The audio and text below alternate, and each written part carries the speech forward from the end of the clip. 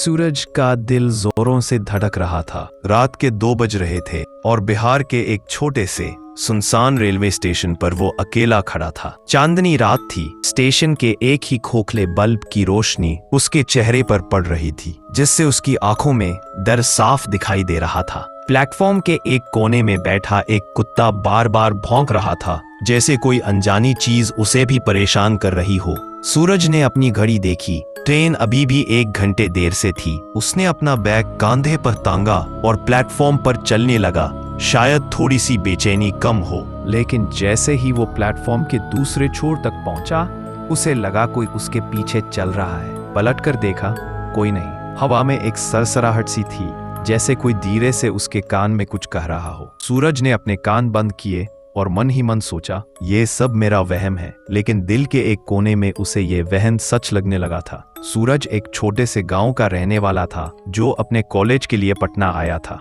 आज उसे अपने गांव वापस जाना था, लेकिन ट्रेन के लेट होने की वजह से वो इस अनजान स्टेशन पर फंस गया था। स्टेशन का नाम था कलियागंज। गांव वालों के मुंह से सुना था कि ये स्टेशन शैतानी चीजों के लिए बदनाम है। लोग कहते थे कि यहाँ एक चलावा रहता है, एक ऐसी रूह जो रात के अंधेरे में मुसाफिरों को परेशान करती है, उन्हें भटकाती है और कभी कभी उन्हें अपने साथ ले जाती है। सूरज को ये सब अफवाहें लगती थी, लेकिन अब इस खामोश रात में उसका यकीन धड़क रहा था। वो प्लेटफॉर्म के एक बेंच पर बैठ गया। ठंडी हवा उसके चेहरे को छू रही थी, लेकिन उसे पसीना आ रहा था। उसने अपना फोन निकाला, शायद कोई वीडियो देखकर वक्त गुजर जाए। लेकिन जैसे ही फोन ऑन किया, स्क्रीन पर एक अजीब सा छाया दिखी, एक लंबी पतली सी आकृति जो उसके पीछे खड़ी थी। सूरज का हाथ कांप गया। फोन गिरते गिरते बचा। उसने जल्दी से पलट कर देखा, फिर से कोई नहीं। ये क्या हो रहा है, उसने अपने आप से कहा, लेकिन आवाज में डर साफ था। तभी दूर से एक आवाज आई,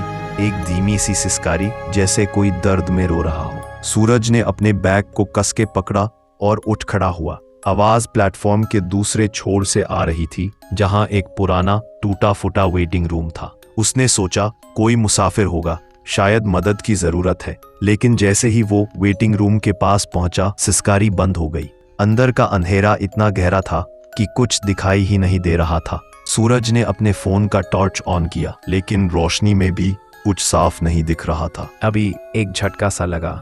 टॉर्च की रोशनी में एक चेहरा दिखा, एक औरत का चेहरा, जिसका मुंह खुली आंखों के साथ उसे घूर रहा था। सूरज के मुंह से चीख निकल गई और वो पीछे हट गया। जब दोबारा देखा, चेहरा गायब था। अब सूरज का डर हद से ज्यादा बढ़ गया था। वो प्लेटफॉर्म पर वापस भागा, लेकिन अब उसे हर जगह वही आकृति दिखाई दे रही थी। कभी प्लेटफॉर्म के कोने में, कभी ट्रैक्स के पास, कभी उसके बिल्कुल पीछे। उसने अपनी आंखें बंद की और अपने गांव के मंदिर में पूजा करते वक्त का एक मंत्र याद करना शुरू किया। लेकिन जैसे ही उसने मंत्र पढ़ना शुरू किया, उसे लगा कोई उसके कान के पास जोर से हंस रहा है, एक भयानक खोखली सी हंसी। सूरज ने आंखें खोली, लेकिन कोई नहीं था। अब उसे यकीन हो चुका था, यह कोई वहम नहीं, यह चलावा थी। रात के 3 बज रहे थे।